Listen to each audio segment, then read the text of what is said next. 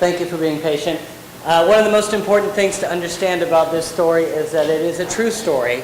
It's written by a Cincinnati area playwright who submitted her play from home and enlisted a local group of actors and director Naya Newlight to present her work. So enjoy the Maple Street Militia.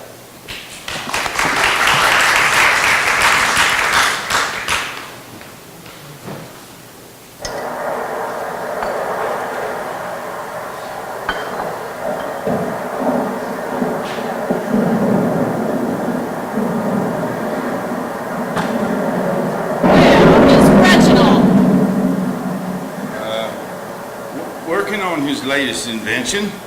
Hugh? Well, Reginald's invented a contraption, a wonderful contraption. It attaches to any lawnmower. You can simply flip a switch and voila! Voila? Yeah, the only problem is... There's always a problem with Reginald's inventions. Well, sometimes the doohickey doesn't pop out. The doohickey doesn't pop out? Yeah, it gets hung up, and when you flip the switch, the doohickey doesn't always pop out. I see. Doesn't always come out. And sometimes it gets hung up on a bush. I see. Hugh, I beg you not to tell me that you have indeed invested in another of Reginald's inventions. But Reginald says we can make a bundle. He's going to advertise it on TV. You've seen them things, you know, lose weight fast with this or that, or electrical defoliating devices, or brushes that do everything from shine your car to clean your pots and pans. Stop. I cannot hear anymore. Dear, I don't think your hearing aid's turned up.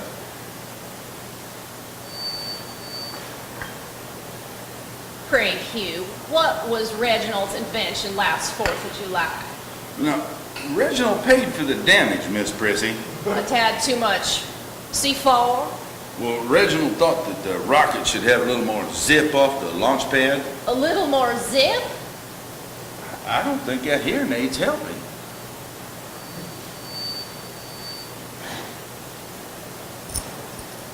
Mother did not raise us to be late for tea. She expected punctuality.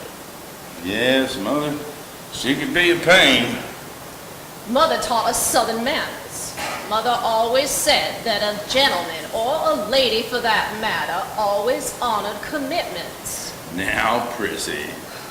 Why, Reginald promised me just the other day that he was going to drive me into town after tea to the beauty parlor. I have an appointment at 2. Why, Betty is opening her shop on Sunday just for me, just so I can have my hair done. Well, today is special.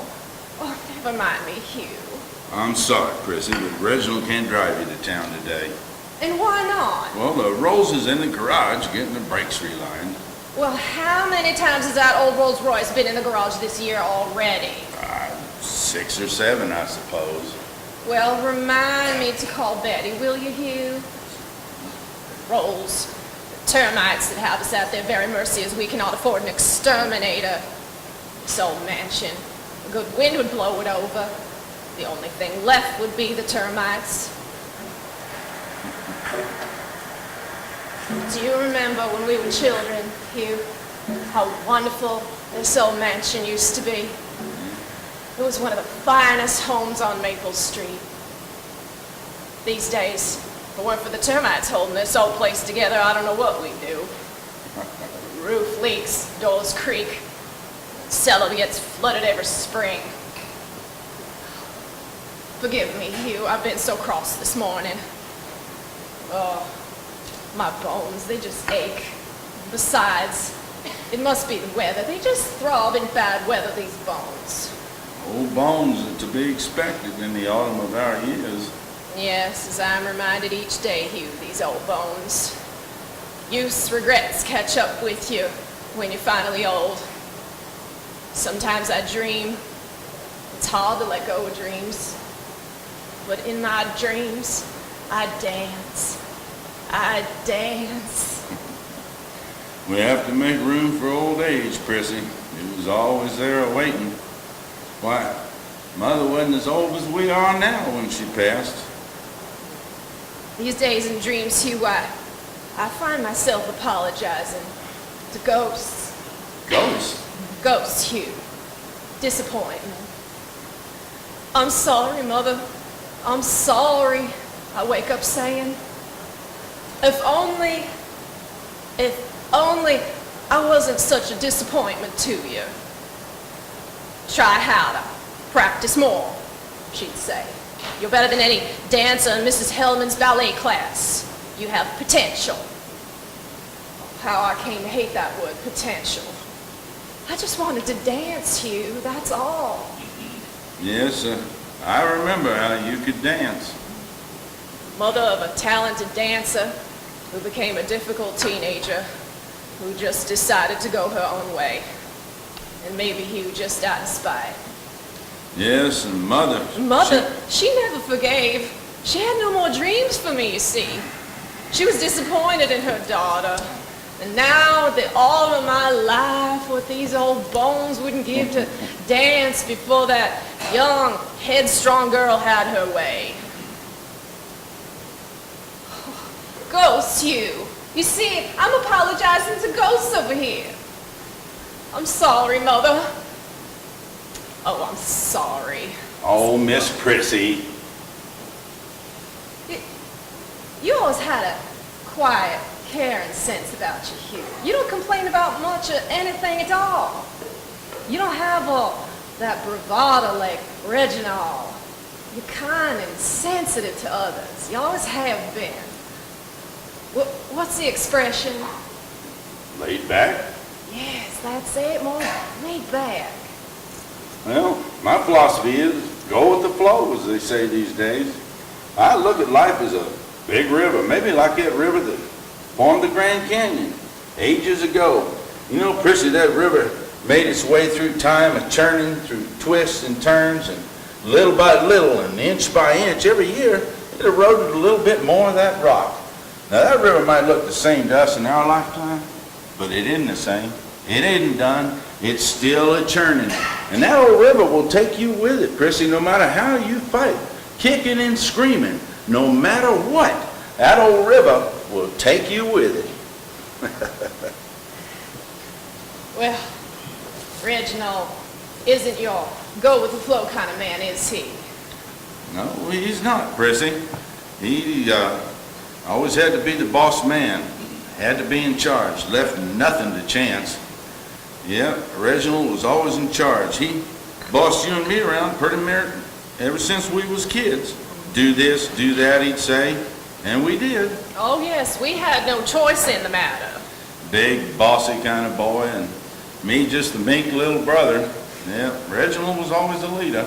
You remember what we used to call ourselves, Prissy? The Maple Street Militia. We root out the evil in all. Oh, Reginald, oh my! Happy birthday, Miss Percy. Oh my! Happy 85th birthday, Miss Prissy. Oh. 28th of August. Now, you didn't think Reginald and I would forget, did you? Well, fellas, you have surprised me now. You certainly have. When one has had as many birthdays as I have, one begins to believe that birthdays are rather redundant. Lord, I never. Such a fancy cake. And the candles. Well, make a wish, Prissy, and blow out the candles. All right, I wish. You're not supposed to tell us you wish. Them's the rules. How many birthdays you been told that? Well, 85 or so at least, I guess. Okay, here goes.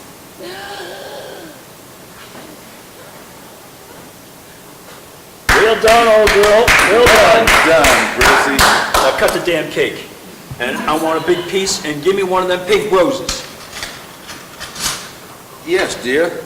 I'll have a pink rose as well. Well, boys, you may indeed have a pink rose each.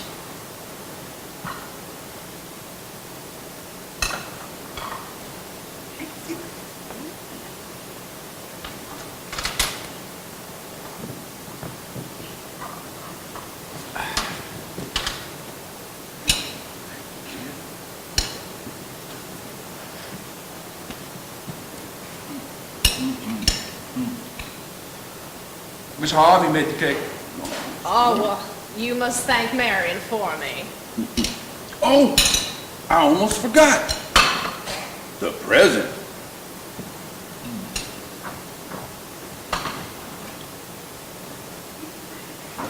Happy birthday, Miss Prissy. Happy birthday, Prissy.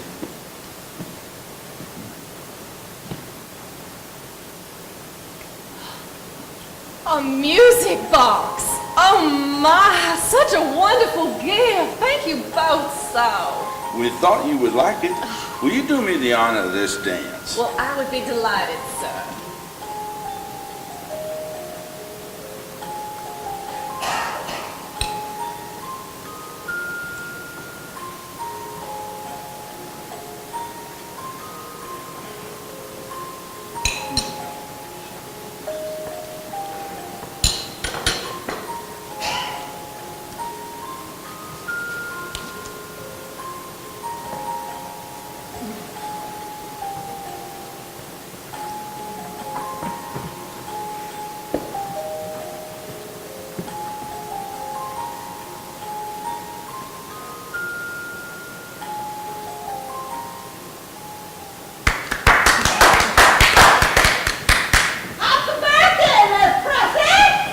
Thank you, Mildred. That woman. Ears keen as a bat, eyes like a hawk. 1 yard. 1 yard separates our windows. One cannot have a private conversation 9 months out of the year. Now, I remember when you and Mildred used to be such good childhood friends. Yes, I remember you were. Yes, Mildred Thompson and I were close, us living next door and all. Why, we were inseparable. Whatever happened between you and Mildred, Prissy? Well, as you know, Mildred was a very carefree girl. Well, she married Alfred Thompson. I recall Mildred Thompson being quite a looker. Spunk. That girl had spunk. Phew. You do remember the story about the burglar? I don't recall that one. The burglar that made the mistake of trying to break in on Mildred Thompson? If he'd have known there wasn't anything worth stealing in that old mansion, he would have saved himself a lot of trouble. He sneaked up that trellis. It's the one entwined with her prize-winning, climbing crimson roses, mightily endowed with thorns, up to her bedroom window where he encountered Mrs. Thompson with her ears of a bat. Well, what happened?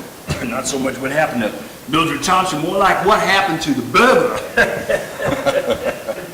Any fool burglar tries to rob this place will find himself staring down the barrel of a Winchester. Mildred Marion Harvey. Now there's a girl who can shoot. In fact, I am going to ask her to be Mrs. Reginald Debbie. Congratulations, Reginald! Wonderful news! That is terrific. Let's propose a toast.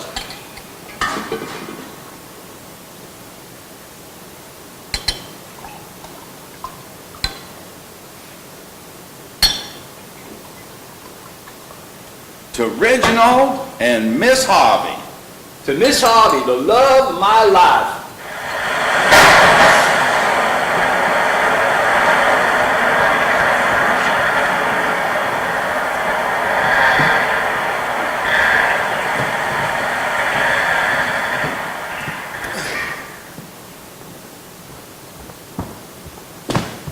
August 28th. To recap today's story, 2 a.m. Katrina escalates to Category 4 strength, heading for the Gulf Coast. Last time Mississippi or Louisiana saw landfall from a Category 4 or stronger storm was 1969 with Hurricane Camille. 7 a.m. Hurricane Katrina intensifies to Category 5, the worst and highest category on the Saffir-Simpson scale. As of this hour, 10 a.m., Katrina has hit 175-mile-an-hour winds. New Orleans Mayor Ray Nagin has ordered mandatory evacuations as the storm beats a direct path to the city. Earlier today, President Bush declared a state of emergency in Mississippi and ordered federal assistance. The National Hurricane Center says low-lying areas along the Gulf Coast could expect storm surges of up to 25 feet as the storm with top sustained winds of 160 miles an hour.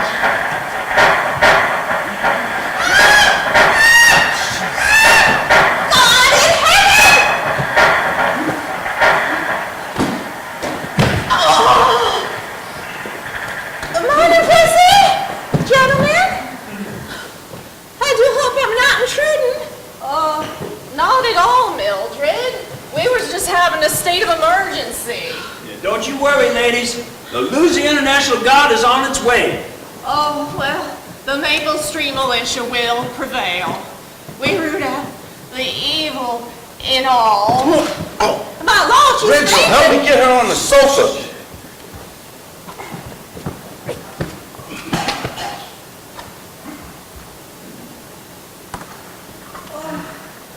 Oh, Lord. Oh, my, did I faint? Oh, I'm so sorry.